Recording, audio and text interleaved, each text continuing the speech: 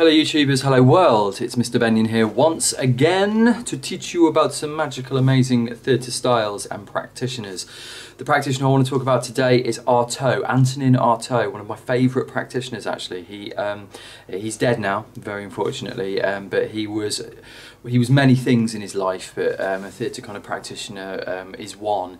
He also was a chronic drug addict. He also suffered with lots of kind of mental health issues when he was growing up and went into his adult life, and he was also, perhaps most importantly, part of the surreal movement. So surreal, let's take a look at what that word actually means. Surreal is essentially two words put together: sur meaning beyond, real meaning real. So when you use the word surreal, what you actually mean is beyond reality, and that's kind of the area, I guess, that Artaud was actually working in.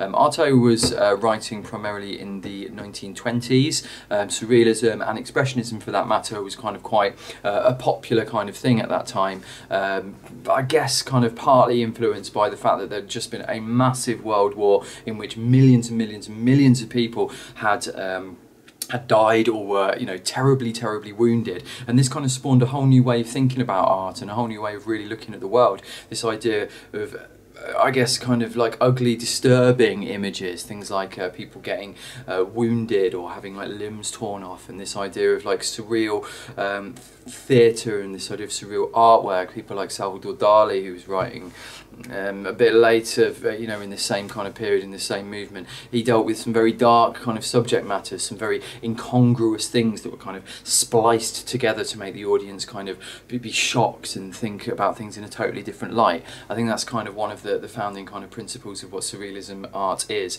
and Artaud kind of placed himself really nicely within this art movement and looking at things to do with theatre. He was never really particularly well known at the time, and it's only really in sort of years after his death that he's become popular. But what does it mean for you, the drama student? Well, Artaud, you can kind of break him down into a few distinct elements that you can then use in performances when you're devising or perhaps like interpreting a text. And one of those kind of techniques that he uses is this idea of a primal scream, or a primal kind of urges. He believed, a bit like Berkhoff, or Mother Berkhoff kind of believed, a bit like Artaud, that people were driven by this kind of instinctual kind of forces, these ideas of like animalistic, almost kind of like base kind of human natures. And so Artaud was kind of looking at things that could work in a theatre space that would appeal, perhaps, or that would kind of make his audience feel like kind of animals and feel a bit animalistic. And so to do that, he really needed to kind of break down and destroy this kind of traditional way of looking at theatre, where the audience was sat in neat little rows, a bit like in a kind of a cinema kind of setup, and they would just watch very passively the action that was going on stage, and there was always a very clear divide between the actor and the audience. Well, Artaud kind of wanted to break down that barrier, and he wanted to make people to become not just involved in the action, but overwhelmed by the action. He uses this word like vortex, like he wanted the audience to be kind of caught in this whirlpool of the action that was happening on stage, where they would become confused and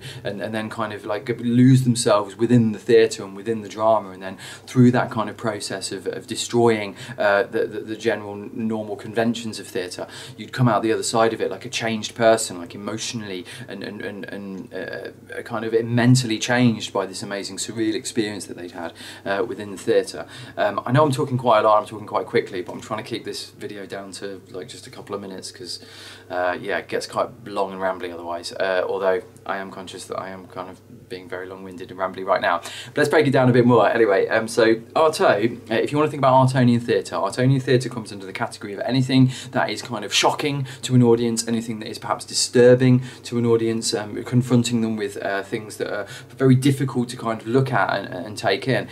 People often go down this route, and it's probably because of the way I teach it, of looking at this idea of mental health. So they use the theatre, or they use their piece to kind of show somebody who's having some kind of mental health problems. Now, that on its own isn't like necessarily a really bad thing. There's lots of really good theatre out there that has been inspired by mental health and people going through like real troubles. But I would say try and stay away a bit, from the cliche of like, oh, it's set in an asylum, and there's going to be someone like rocking in the corner, and it's going to be like One Flew Over the Cuckoo's Nest.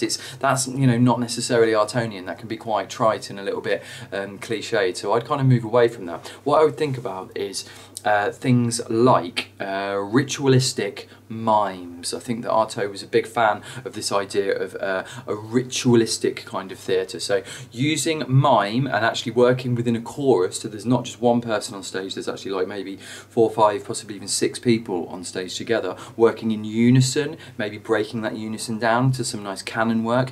Definitely using things like Greek chorus in your work is very Artaunian kind of thing to consider. The technical aspects of Artaud are really interesting as well. You can look at lighting that is going to create a really strong, intense image with your audience. So things like strobe lighting would be quite an Artaunian thing to use. Things like red lights and blue and green lights. These will all create kind of specific moods within your audience and will definitely create like a kind of more surreal kind of atmosphere. I think the true surrealism, if you look at say the paintings of Salvador Dali, is full of very strange, random objects that kind of on their own don't really make much sense, but when you put them all together in this big jumbled mess, it creates a real sense of kind of confusion. But within that confusion, there has to be meaning, and that is a really important point that I'm trying to get across to your students. It's not enough to go on stage and just do 10 minutes of complete random babbling and garbling and kind of gibberish, interspersed with some like primal screams and then some flashing lights and then maybe some really loud distorted music. I mean, they are all kind of Artaunian rather, like elements, but like I say, it's not just a case of just doing all those things and then you have an Artaunian piece. I think the thing with an Artaunian piece is that it does need to have elements of like character. I think you need character within your drama piece, otherwise the audience are going to find really difficult to try and relate to anything that's going on stage. They're just going to be very confused. Artaud, I think, can be used a lot when maybe just for specific moments. So say you're dealing with a very difficult subject, like maybe the death of somebody or a horrific murder, or you know, something even worse than that perhaps. You can use sort of Artaunian techniques to get across like a really clear, disturbing image, and it's not just about showing loads of blood and like crazy sort of amounts of like people walking around with wounds and arms hanging off and things like that. It's about sort of setting up a really surreal experience in a very kind of clever way. So using all these elements, but then perhaps like just taking a specific moment where you're going to use a primal scream, but you're going to make that scream go on and on and on and on and on until the audience, you can see them getting a little bit like, oh, I don't like this anymore. That is an Artaunian moment, my friends. So have a look on the internet, because there's tons of stuff on YouTube about Artaud. A lot of it is a bit weird, but Artaud has had a massive influence on theatre ever since he died. He really was a trendsetter, and I think he was kind of like before his time, if I'm honest with you. He's never really been appreciated until sort of, you know, A-level theatre studies students started discovering him in the last, I don't know, maybe 34 years or something. So yeah, check him out. Artaud, Theatre of Cruelty. Google search that, YouTube search it, and see what comes up. And yeah, use it, don't abuse it. I'll see you next time. Bye!